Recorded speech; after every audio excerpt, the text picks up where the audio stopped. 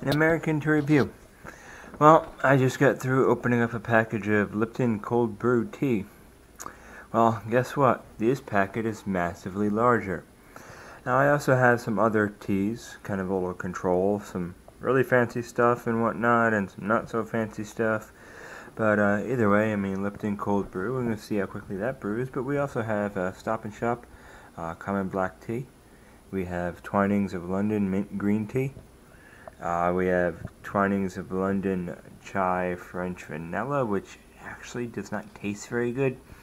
And then we have what is actually pretty darn powerful stuff once you brew that strong.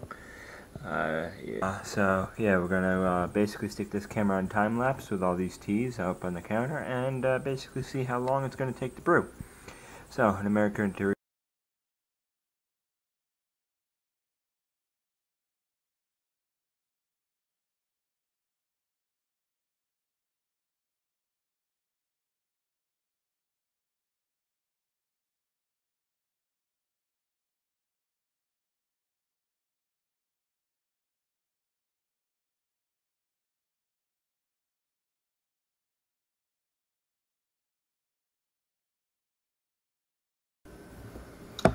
So you guys, an American to review.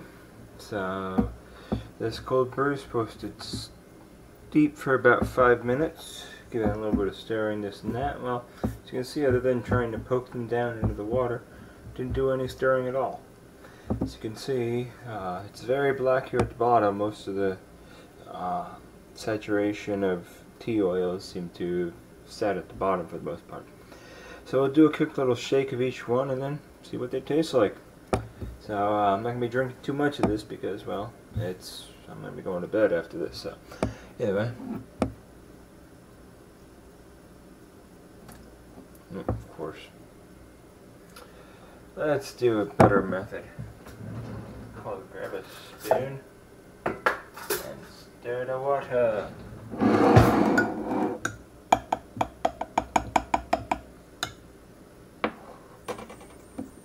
Alright, so Lipton cold brew.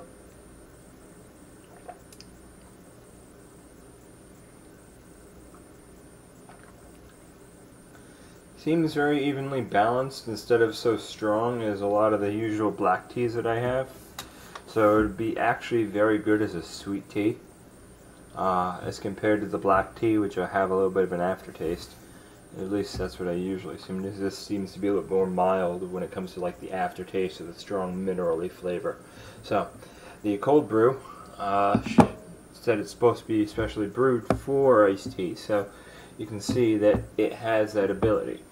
With the flavor and stuff, it's actually pretty well balanced for that. Of course, then we go to something that I experimented with and actually liked a bit when I had the agave nectar. I did that as a special thing for my club when we had our competition. I mixed up a batch of this with agave nectar and everyone loved it. But yeah, let's give this a try. Do a quick little stir, just like we did the other one.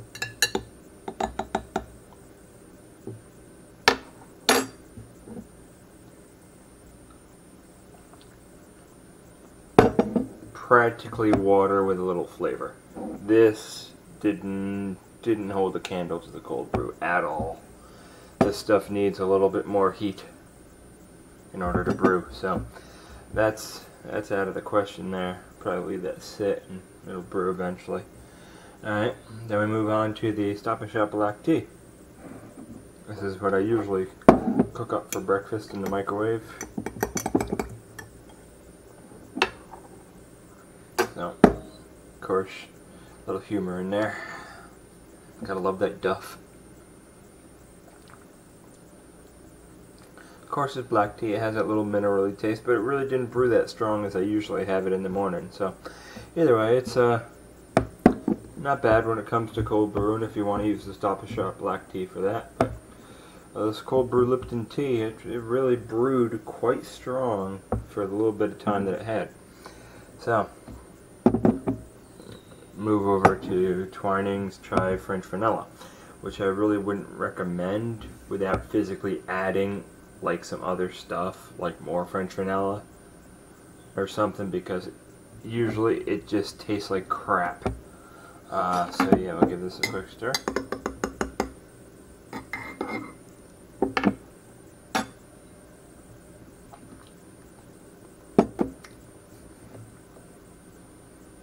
Yeah, I don't know. I guess it's kind of better weaker. Maybe I usually just make it too strong. But either way, I like stronger tea for the most part. I mean, what's the point of having pretty much water with a little flavor? I mean, I don't get people who put those fruits in the tea. I'd rather put the fruit in the water. I'd rather squeeze the fruit and make the juice, add a little water to dilute it. You know what I mean? Like some classic lemonade. This is a green tea and mint. Also Twinings of London. Alright, so it's got its a little bit of flavor there. Green tea really isn't that strong of a tea, so either way, this definitely has some flavor. The Twinings of London, they're alright teas, but overall, the tea that did the worst, by far, when it comes to the cold brew, or a little bit below room temperature brew, of course, was this fancy dancy Honey and Sons Fine Teas tea blend. This is actually designed to be one of those fancy brew teas. But either way, it tastes good, but it has one heck of a kick when it's brewed right. Now move on to the Lipton cold brew. Of course, it lives up to what it said it was for. This, of course, was the best brewed within the amount of time I allotted, which I believe was about 15 minutes. I forgot to set a watch down for the time lapse, so offhand I don't quite know. So without a doubt, the cold brewed Lipton tea performed better than the other teas. So of course this one performed the worst. But offhand, I mean, I think the mint green tea turned out better out of the other two. Of course, this turned out better, the French vanilla chai, than it normally does, but the black tea, I mean, it was kind of watered down to what I'm used to. I'm kind of used to that strong minerally taste, but it didn't do bad either. So in a way, I kind of paired these two together. But this one, of course, takes third place, and of course, that one takes last. So, first place to Lipton. These two are kind of paired to, these two are kind of paired together. And that one's on the end. So, Lipton, the green tea with the mint, and the black tea. And then we have the other two over here. Of course, the fanciest tea I got, like, it was an expensive, like, $10 tin of tea. It's the first time I ever spent that much on a thing of tea. I wanted to try it. Well, it doesn't do the cold brew, but it's a pretty darn good blended tea if you're really into it. So, yeah. Lipton cold brew does what it's supposed to do. I did not expect to have such a massive bag of tea in there. Hey, if we're supposed to supply British with that massive cup of tea, let's just use a Lipton cold brew. We can get the tea done easily without having to boil it, and it's one massive bag of tea already. A couple of boxes of those in a massive teacup, basically bring it over in a closed carrier aircraft, and then wind up like have something like an Osprey with the props that come up, and we lower down the tea right into London Square, and there's your massive cup of tea. Either way, that's sort of on a joke in a way. The Boston Tea Party was kind of our way of saying, okay, enough. But either way, comedians like to make jokes about that. At least the actual British comedian guy, whatever the heck his name is, I don't care. Either way, I just joke off of that since I drink tea anyway. So, either way. So, Lipton Cold Brew lives up to what it says. It brewed the easiest out of the other teas in the cold brew. You want to get something done, you're able to get that. Give it a whirl. It might make the summer evening when you're out with your family getting ready for dinner and somebody forgot to make the tea earlier that morning. If you have that, well, heck, you can get the tea out in like less than 10 minutes, ice and everything. I mean, come on.